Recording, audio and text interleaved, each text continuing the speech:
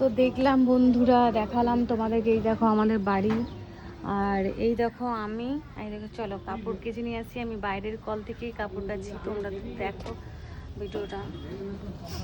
তোমরা অনেকে বলেছো যে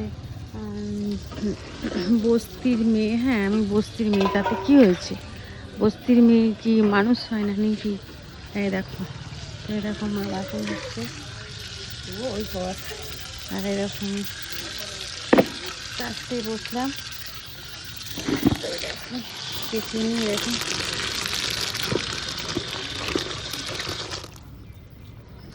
দেখো আমি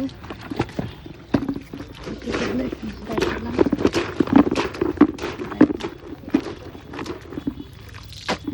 এখানে সবসময় জল আমাদের।